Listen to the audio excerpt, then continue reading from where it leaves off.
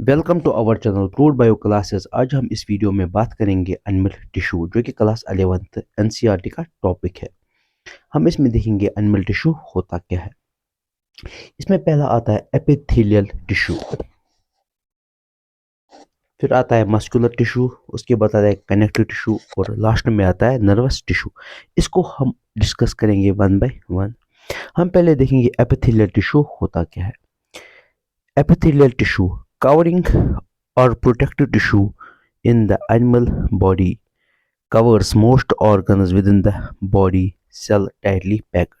जो epithelial tissue है इसको हम कहते हैं कवरिंग टिश्यू और प्रोटेक्टिव टिश्यू। ठीक है, जो ये टिश्यू है ये उन सेल से बन के मिलके बना हुआ होता है जो टाइटली पैकड होते हैं। ठीक है, इसमें सेल्स टाइटली पैकड होते हैं, सेल्स में ज़्यादा स्पेस नहीं होती है। ठीक है, इसको कहते हैं कवरिंग टिश्यू। ठीक है, जो हमारा स्किन है वो है एपिथेलियल टिश्यू। ठीक है, क्योंकि ये हमारी पूरी बॉडी को कवर किया है। ठीक है, ये जो हमारी स्किन है ये है एपिथेलियल टिश्यू, इसीलिए इसको कहते हैं कवरिंग और प्रोटेक्टिव टिश्यू। ठीक है, जो एपिथेलियल टिश्यू है ये हमारे बहुत सारे ऑर्गन्स को कवर किए हुए है। ठीक है, इसी को कहते हैं कवरिंग और प्रोटेक्टिव टिश्यू। ठीक है, ये हमें प्रोटेक्ट भी करता है। ठीक है, हमारी बॉडी को।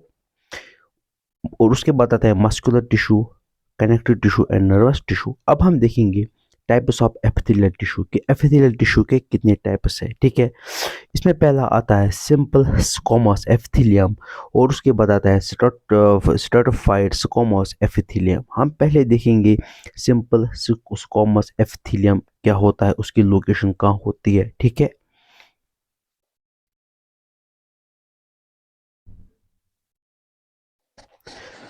अब हम देखेंगे टाइप्स ऑफ एपिथेलियम।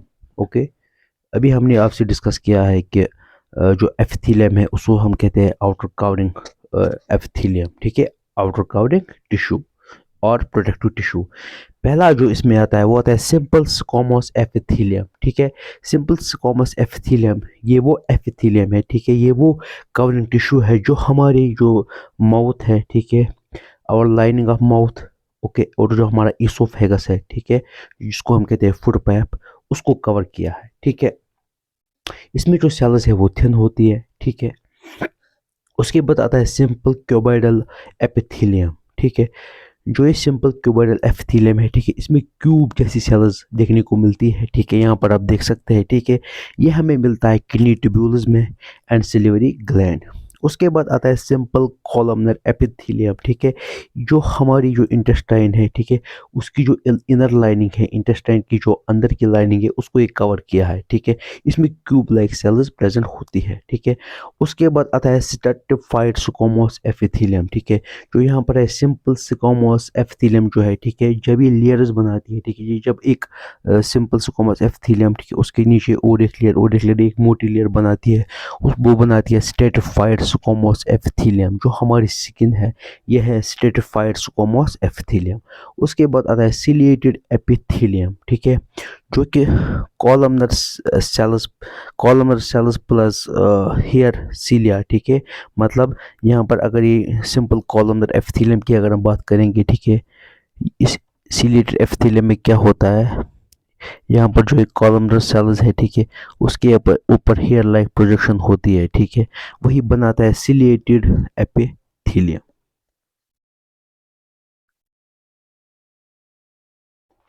अब जो लास्ट आता है सिंपल एपिथेलियम का, ठीक है, वो आता है ग्लैंडुलर एपिथेलियम। ठीक है, जो ग्लैंडुलर एपिथेलियम है, ठीक है, जो हमारी बॉडी में ग्लैंड्स प्रेजेंट होते हैं जो सिक्रेट करते हैं। ठीक है, कुछ सबस्टेंस जैसे कि हमारे स्किन के अंदर है। ठीक है, स्वेट ग्लैंड्स है। ठीक है, जो वो ग्लैंड है उसके अराउंड होता है एपिथेलियम, जो कहते हैं ग्लैंडुलर एपिथेलियम। ठीक है, जो कि अपना सिक्रीशन फिर डक्ट के थ्रू प्रोड्यूस करती है। ठीक है, यहाँ पर ही हमारा ये ख़त्म होता है एपिथेलियम टिश्यू।